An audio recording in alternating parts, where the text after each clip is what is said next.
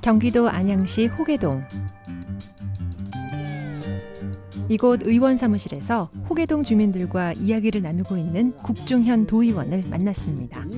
안양 교도소라는 걸 너무 잘 알고 있습니다. 지역 주민 대표자들과 함께 이 안양 교도소를 적극적으로 이전 추진하려고 합니다.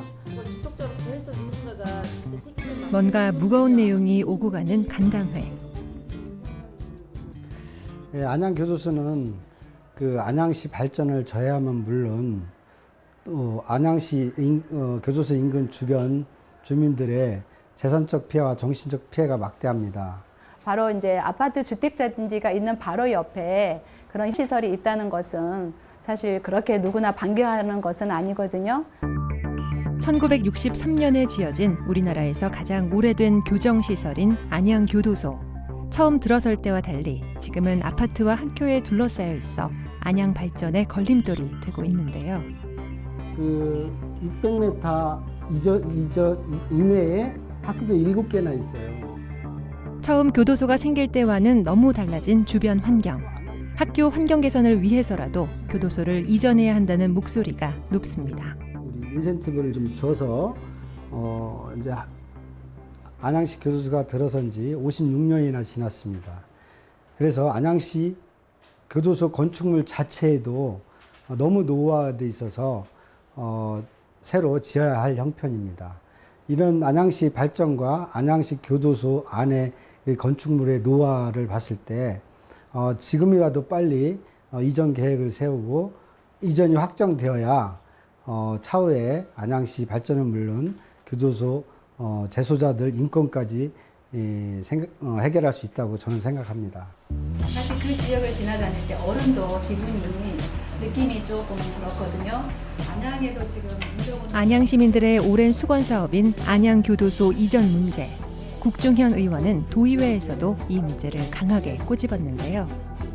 또 장소도 누구나 다 봤을 때 적당한 장소.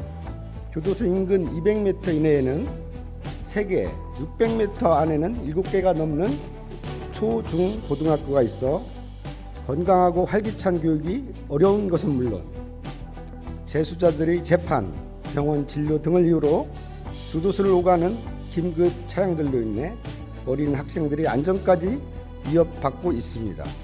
경기도가 나서서 시군의 입장을 조율하는 조정자로 미온적인 중앙정부와 협상을 위한 협상자로 나서 줄 것을 강력히 촉구합니다.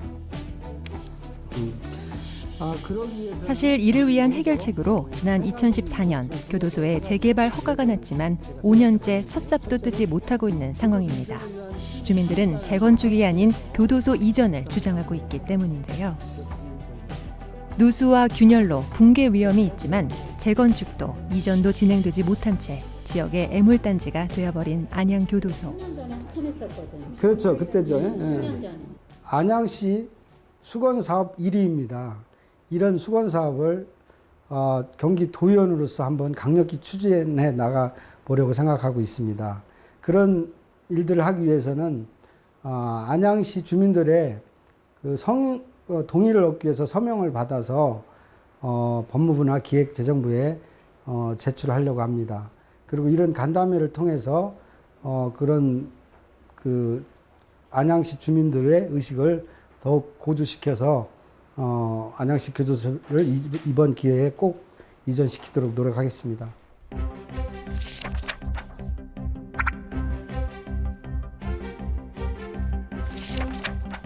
건축사 국중현, 도의원과 함께 국중현 의원을 설명하는 또 다른 명칭인데요.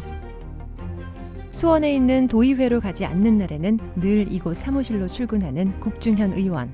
이곳은 지난 6월 경기도 의원과 지역 주민들과의 원활한 소통을 위해 국의원이 개소한 개인 민원 사무실입니다.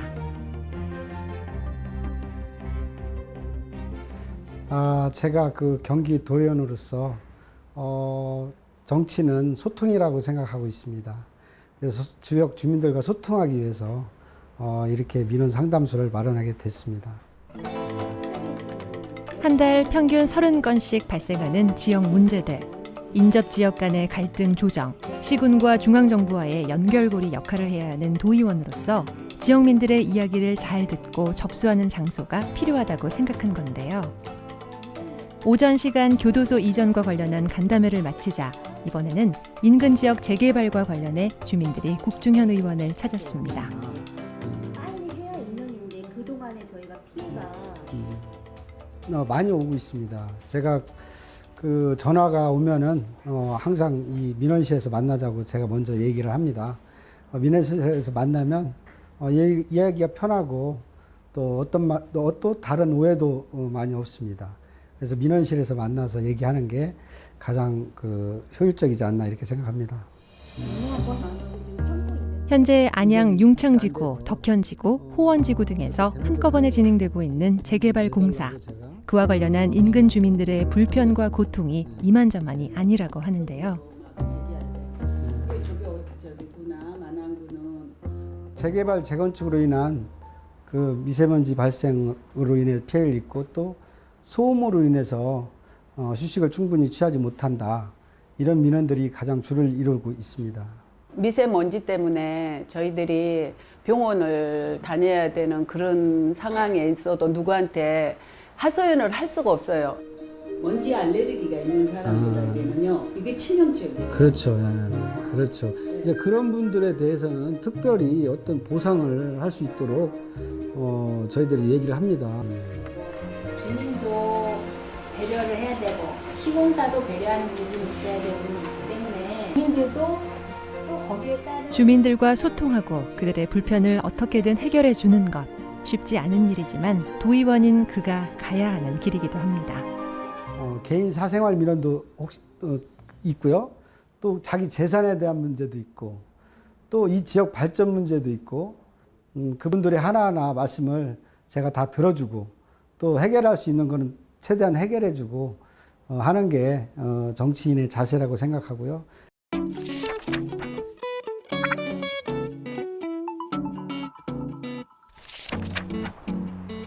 후텁지근한 열기가 남아있던 늦은 여름.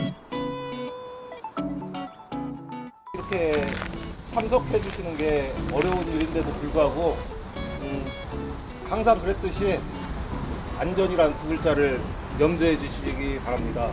오늘 거리미화 봉사를 한다고 해서 바쁘 하늘복지재단 소속 거리미화 봉사단에서 거리미화 봉사를 하고 있습니다. 국중현 의원이 소속된 봉사단체에서 거리 청소를 하고 있습니다. 야외에서 하는 활동이라 날씨에 영향을 많이 받지만 더운 날도 추운 날도 쉬어본 적이 없다는 거리 미화 봉사단. 매 달마다 이렇게 활동하며 안양시의 도로나 하천을 깨끗이 청소하는데요. 이 봉사단체는 국중현 의원이 지난 2015년에 직접 만든 단체라고 합니다. 제가 그 건축 설계를 하고 있었습니다. 그런데 건축 설계도 도시를 깨끗하게 하고 도시를 쾌적하게 만드는 일을 하지만 이렇게 세세한 봉사는 거리 미화 봉사단을 만들어서 거리를 좀 깨끗하게 해봐야 되겠다는 취지로 거리 미화 봉사단을 만들게 되었습니다. 이렇게 시작된 지역 거리 청소는 장애인, 결손가정, 불우이웃, 독거노인 등 취약층을 돕는 일까지 점점 확대됐는데요. 정식으로 복지재단을 설립하며 후원자들을 모아 본격적으로 봉사와 나눔을 실천하게 되었다는 국중현 의원. 그렇다면 그가 느끼는 봉사의 매력은 무엇일까요?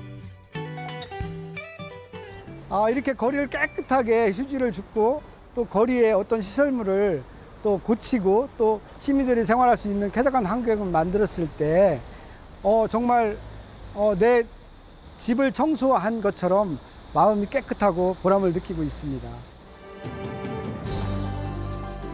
좋은 집을 짓기 위해 계획을 세우고 도면을 작업하는 일. 그가 오랫동안 해온 건축 일이었습니다. 이제 도면 대신 정책을 만들고 도민 전체가 행복할 수 있는 튼튼한 시스템을 만드는 이 길로 새롭게 걸어가는 국중현 의원입니다. 미래에 행복하게 살아갈 수 있도록 국중현은 우리 경기 도민들에게 희망을 주는 설계사가 되고 싶습니다. 네, 우리나라의 전통시장은 전국적으로 1,450여 개가 있고 상인들도 약 40만 명 가까이 있습니다. 전통시장 활성화 여러 해 동안 진행이 됐고 또 많이 향상된 부분도 있습니다. 하지만 보완할 점을 좀 더 잘 챙겨서 앞으로도 전통시장이 많은 도민들의 사랑을 받을 수 있는 공간으로 더욱더 발전하기를 진심으로 기원합니다. 추석 명절 즈음에서 전통시장 활성화 방안 이야기 나눠봤습니다. 저희 민생돋보기는 다음 주에 다시 인사드리겠습니다. 여러분 고맙습니다.